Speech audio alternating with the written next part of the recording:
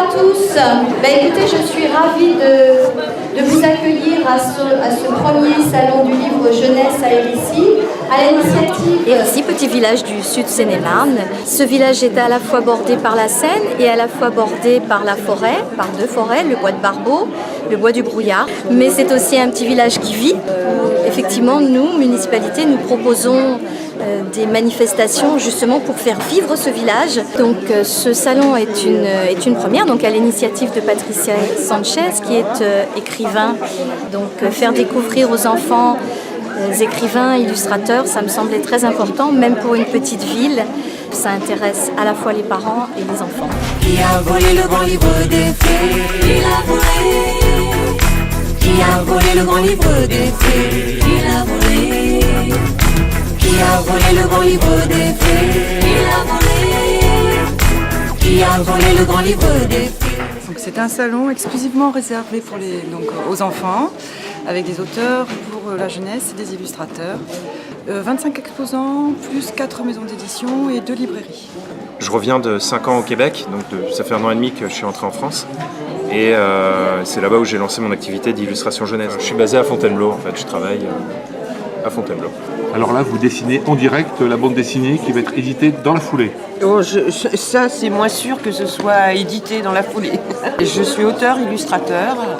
J'habite pas très loin d'ici, à côté de Brie-Contrebert. Je diffuse et distribue une douzaine de petites maisons d'édition jeunesse indépendantes. Donc pour faire connaître aux enfants des choses nouvelles. On fait des livres jeunesse.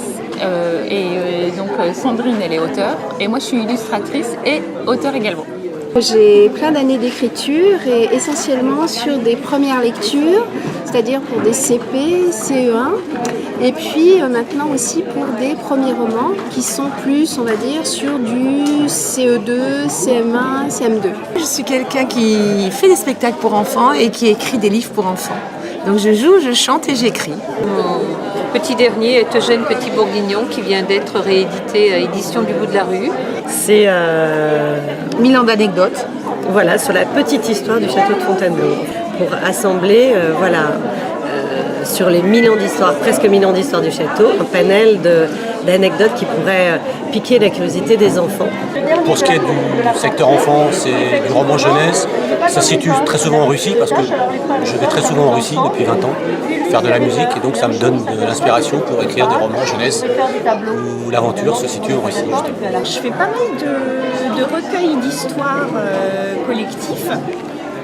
Voilà, un recueil par exemple, Les 100 histoires dans la forêt enchantée. Je suis conteuse traditionnelle, c'est-à-dire dans la transmission orale. Et pour que la transmission orale puisse continuer à se faire, surtout de nos jours où il y a énormément de parasites, on va dire multimédia, eh bien, j'ai trouvé le moyen pour que la transmission orale continue de transmettre aussi par les livres des contes, de la tradition orale. Là, j'écris pour tous les âges, aussi bien pour les 0-3 ans que pour les 6 ans, 9 ans, j'ai quelques romans. J'ai débuté la BD il y a peu de temps, donc là j'ai ma première BD qui est présente sur le salon. Donc voilà, je m'adresse un peu à tout le monde. Du moment que ça fait rêver, que ça fait rire. Émilie écrit des livres, je suis son mari et donc j'ai fondé une association avec un de mes amis, Loi 1901, pour publier ses livres. Qu'est-ce qu'on fait ? Moi j'écris et moi j'édite. Il y a de l'album pour les plus petits jusqu'au roman pour les ados, les pré-ados.